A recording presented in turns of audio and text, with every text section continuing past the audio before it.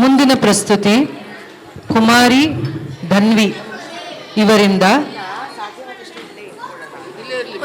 ವಂದೇ ಮಾತರಂ, ಬಂಕಿಂ ಚಂದ್ರ ಚಟರ್ಜಿ ಅವರ ವಂದೇ ಮಾತರಂ ವಿಷಯ ಕುರಿತು ಧನ್ವಿ ಅವರು ಮಾತನಾಡಲಿದ್ದಾರೆ. ವೇದಿಕೆ ಮೇಲೆ ಬರಬೇಕಾಗಿ ವಿನಂತಿ.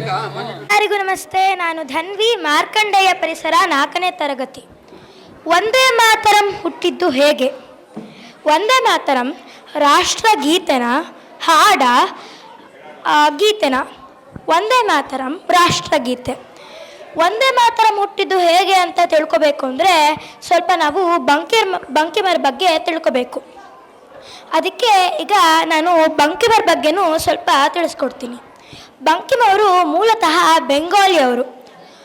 ಬೆಂಗಾಲಿನಲ್ಲಿ ಒಂದು ಸಣ್ಣ ಗ್ರಾಮ, ಆ ಗ್ರಾಮದ ಹೆಸರು ಕೋತಾಳ್ಪಾಳ್.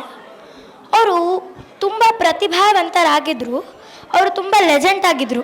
ವಿದ್ಯಾರ್ಥಿ ಆಗಿದ್ದಾಗಲೇ ಅವರು ಲಲಿತಾ ಮತ್ತು ಮಾನಸಿ ಎಂಬ ಕವನ ಸಂಕಲನಗಳನ್ನ ರಚನೆ ಮಾಡಿದರು. ಅದು ಬಿಡುಗಡೆನೂ ಆಗಿತ್ತು.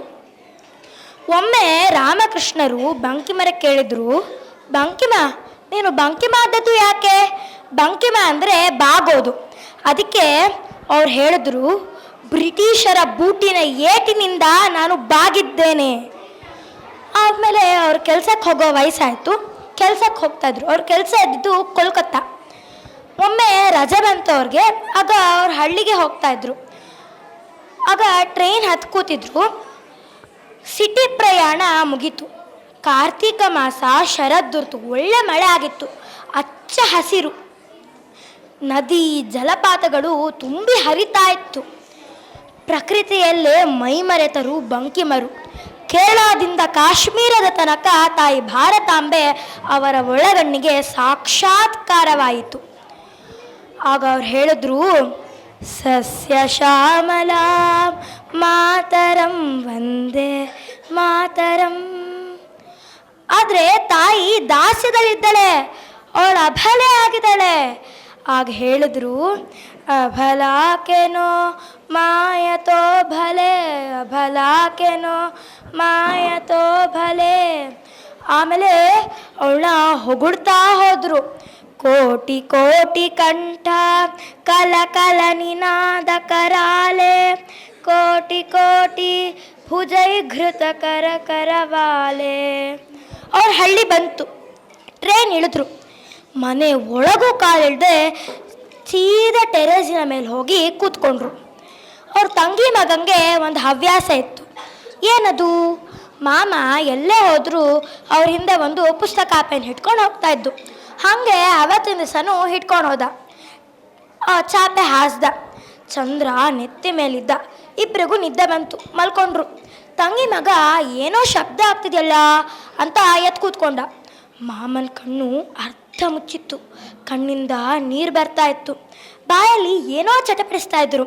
ತಂಗಿ ಮಗಂಗೆ ಏನು ಅರ್ಥ ಆಯಿತೋ ಅದನ್ನು ಬರ್ಕೊಂಡ. ಆಮೇಲೆ ಬೆಳಗ್ಗೆ ಆಯಿತು. ಬೆಳಗ್ಗೆ ತೋರಿಸ್ದ ಮಾಮಂಗೆ, ನಿನ್ನೆ ರಾತ್ರಿ ನೀವು ಏನೋ ಚಟಪಡಿಸ್ತಾ ಇದ್ರಿ, ನಂಗೆ ಏನು ಅರ್ಥ ಆಯಿತೋ ಅದನ್ನು ನಾನು ಬರ್ಕೊಂಡಿದ್ದೀನಿ ನೋಡಿ ಅಂತ. ನೋಡ್ಬಿಟ್ಟು ಹೇಳಿದ್ರು, ನಾನು ಬರೆದಿರೋ ಎಲ್ಲ ಕವನಗಳನ್ನು ಸಮುದ್ರಕ್ಕೆ ಸಿ, ಏನು ಬೇಜಾರಿಲ್ಲ, ಇದೊಂದನ್ನು ನೀನು ಉಳಿಸ್ಕೋ ಅಂತ. ಅವ್ರು ಬರೆದು ತುಂಬ ವರ್ಷ ಆಯಿತು. ಒಮ್ಮೆ ರವೀಂದ್ರನಾಥ್ ಟಾಗೂರ್ ಅವರು ನದಿ ಸ್ನಾನ ಮಾಡಿ ದುರ್ಗಾ ದೇವಸ್ಥಾನಕ್ಕೆ ಹೋಗ್ತಾಯಿದ್ರು. ಆಗ ಅಲ್ಲೇನೋ ಘೋಷಣೆ ನಡೀತಾ ಇತ್ತು. ಒಬ್ಬರು ಜೈ ದುರ್ಗಾ, ಜೈ ಸರಸ್ವತಿ, ಜೈ ಭಾರತಾಂಬೆ ಅಂತ ಕೂಗ್ತಾಯಿದ್ರು. ಆದರೆ ಒಬ್ಬ ಕಾಲೇಜ್ ಹುಡುಗ ವಂದೇ ಮಾತರಂ, ವಂದೇ ಮಾತರಂ, ವಂದೇ ಮಾತರಂ ಅಂತ ಅಂದ. ಆ 3 ಮಂತ್ರ ಸೇರಿ ಒಂದು ಮಂತ್ರ ಆಯಿತು, ವಂದೇ ಮಾತರಂ. ವಂದೇ ಮಾತರಂ ಎಂದೆಂದಿಗೂ ಅಜರಾಮರ ಅಂತ ಹೇಳುತ್ತಾ ವಂದೇ ಮಾತರಂ. ಅವಕಾಶಕ್ಕಾಗಿ ಧನ್ಯವಾದಗಳು. ಭಾರತದ ಪ್ರಮುಖ ದೇಶಭಕ್ತಿ ಗೀತೆಯಾದ ವಂದೇ ಮಾತರಂ ಕುರಿತು ಮತ್ತು ಬಂಕಿಂ ಚಂದ್ರ ಚಟರ್ಜಿ ಅವರ ಸಂಕ್ಷಿಪ್ತ ಪರಿಚಯ ಕೊಟ್ಟ ಕುಮಾರಿ ಧನ್ವಿಗೆ ಧನ್ಯವಾದಗಳು.